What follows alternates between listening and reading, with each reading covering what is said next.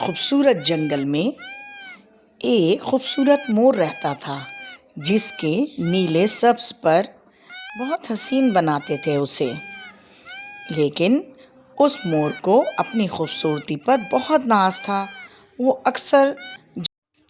अपनी खूबसूरती पर बहुत नाज करता था। एक दिन कौवा नदी के किनारे बैठा हुआ था। मोर उड़ता हुआ आया और उसकी तरफ देखा और फिर उससे पीठ मोड़ ली और अपने आप को नदी में अक्स देखकर कौवे की तरफ मुंह फेरा और कहा, देखो तो मैं कितना खूबसूरत हूँ। अक्स भी मेरा कितना हसीन पड़ रहा है नदी में। कौवे ने कहा, खूबसूरती कोई मायने नहीं रखती, इखलाक होना चाहिए अंदर। खूबसूरती कुछ नहीं होती। उस पर मोर ने कहा, तुम क्या जानो खूबसूरती, तुम तो बिल्कुल स्याह हो, तुम्हें क्या पता खूबसूरती क्या है।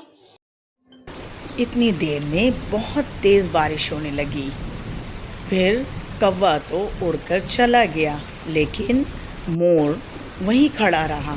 उसने जब उड़ने की कोशिश की तो वो बार बार ज़मीन पर गिर जाता। उसके भारी पर उसको उड़ने नहीं दे रहे थे। अरे ये मुझे क्या हो गया, मैं क्यों नहीं उड़ पा रहा। वो परेशान होता है। इतनी देर में बारिश रुकती है और कौवा वापस आता है। फिर कौवा कहता है, देखा मोर तुमने, खूबसूरती तुम्हारे काम आई, तुम नहीं उड़ सके ना। कौवे ने कहा, दोस्त, हर किसी में कोई ना कोई खूबी होती है। मैं खूबसूरत नहीं हूँ मगर तेजी से उड़ सकता हूँ।